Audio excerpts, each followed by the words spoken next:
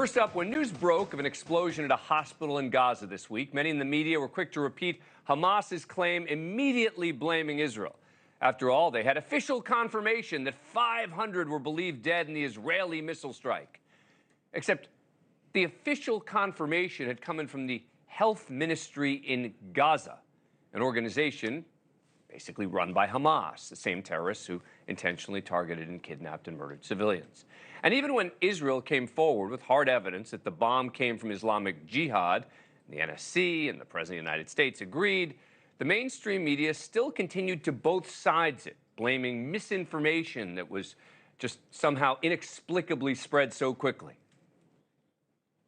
The Israeli military has put out evidence. They say it proves the Islamic Jihad faction is responsible. That is being denied. Talk about what we actually know, Stephanie. Yeah, well, what we know is what each side is telling us, and we know those specifics. It's also important to point out that we can't actually get there, that American journalists are not on the ground in Gaza, and some of these things could potentially be verified by eyes on the ground. We're prevented from entering Gaza. CNN cannot independently verify that. It's important to point out. But certainly the U.S. intelligence community now seems to be backing up what Israel is saying. We're obviously trying to, as best as possible, verify it in whatever way we can over time. We should say this is all according to the Israeli military. We at NBC News have not been able to independently verify those claims.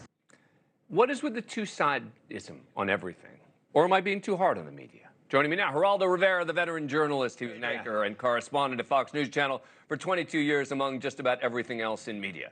Sean Spicer, former White House press secretary under President Trump. He's also a NewsNation contributor. And Judy Gold, comedian, actor, and author of Yes, I Can Say That. When they come for the comedians, we are all in trouble. Geraldo is our veteran journalist. Yeah, man. Are you concerned about the way the media has dealt with this? I'm more concerned with the mass murder, the mutilation, the rape, the kidnapping, that, the original sin, what launched this. And I fear that as time goes by, and there are these dramatic images of bombs exploding in Gaza and so forth, it makes the worst atrocities since the Holocaust begin to fade. We have, the mental retention, the memory of a snail. Then it's on to the next scandal, the next headline. So it was plausible. I think that regardless of Israel's rebuttal and the United States basically corroborating Israel's point of view, the people who believe Israel did it will believe Israel did it regardless. But I think there's some obligation on the part of the media and the Palestinian Health Ministry. It sounds like this really official organization, right? As if we can rely on the Palestinian Health Ministry. Who, by the way, has lied over and over again. It's Hamas. Funded by Hamas. Right. Yeah. That's the point. But to Geraldo's point, you know what the original sin was. What the media is doing right now is making it seem like there's two original sins. We're just figuring out which one is who's to blame for each one. There's one original sin. It was committed by Hamas, and we shouldn't have to worry about, what their view is. They should be guilty until proven innocent at this point. Yeah, but look, if there had been a bomb on a hospital, right, it would have been a disaster for the Israelis. But it just never made any sense. The idea that Israel, which has paused its incursion into Gaza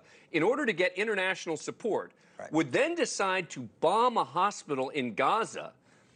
There was just no perspective on it. There's also the intelligence that we have these days would have allowed us to discern the difference, which has now happened. Right. But it would have happened over time, and this is the problem. Is the headlines now? This is the Washington Post. Current U.S. intelligence finds Israel was not responsible, as if there was question to begin with. These guys are walking back their original reporting as if it was up in the air to begin. But it's not. It's Israel was not responsible. Correct. It's not Hamas Correct. was responsible. Yes, and the messaging is always this negative towards Israel. The media has really treated Israel very poorly over the past, I don't know how many years. And it's really upsetting that we're dealing with a terrorist They are terrorists.